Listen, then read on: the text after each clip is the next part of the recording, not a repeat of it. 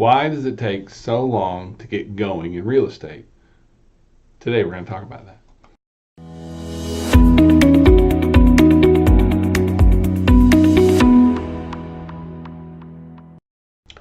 Hi there, my name is Alan Richards. I'm the managing broker at Maximum Realty and Realtor Partners, and today I'm talking about why it takes so long to get going in real estate.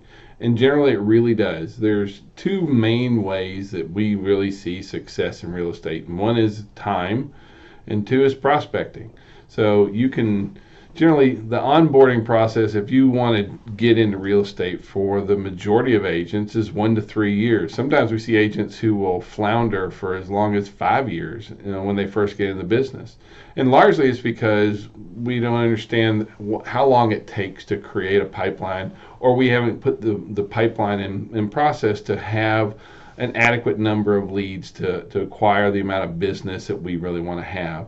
Generally speaking, you need to have 40 conversations with clients in order to get one to transact business with you. And so if you need to have, well, if you like that, let's just say you want to have 3 transactions a month, or let's say 4 transactions a month. So that'd be, you need to have 160 conversations in a month. But when we look at how many conversations do we actually have during that month, the number is way, way, way smaller.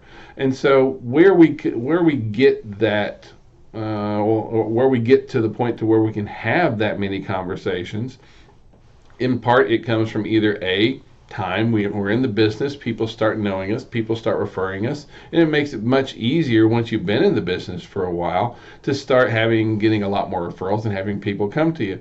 But if you're really trying to get your business really going, you've got to start looking at prospecting. And prospecting is not one of those, it's not a code word for cold calls. It doesn't mean cold calls.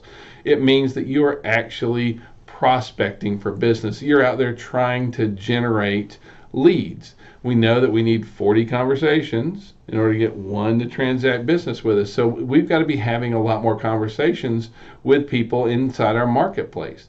And it really is about the number of conversations. At any given time, only 3% of our marketplace is actually engaged with buying and selling real estate. We've got to have a lot of conversations in order to get to that 3%, and that's where prospecting really comes in at. Now, you need to be prospecting, generally speaking, if you don't have enough business, you need to prospect for 4 hours a day. And a lot of agents are like, wow, what do you mean 4 hours a day? What would I do for 4 hours? You have to start engaging in your marketplace. And 4 hours a day may seem like a lot, but if you're not doing the business, well, then what the heck are you doing anyway? You got plenty of time to prospect. One other challenge that you have to be careful of is once you do start prospecting is don't quit.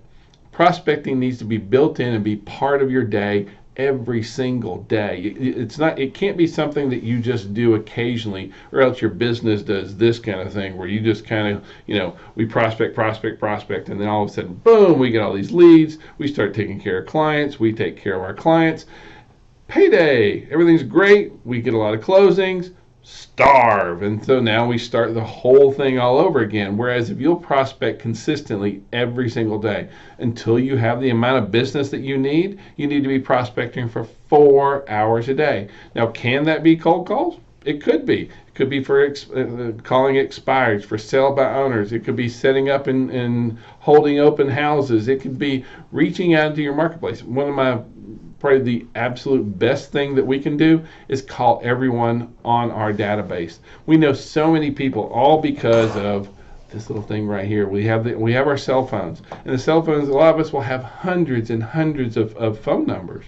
And the best thing we can do is really start prospecting to those folks in our marketplace that are already know us and love us and appreciate us. And so if we can just start reaching out, because a lot of times if we'll just ask the questions that we want to get asked, it's amazing what happens. If I just call friends or people I know or acquaintances and I just start talking to them, if I ask them, hey, what are you doing these days? How's work? Guess what they asked me? They asked me the exact same thing back, and that's a perfect opportunity for me to talk about where I am in my career, what's going on in real estate. It's the perfect opening for us.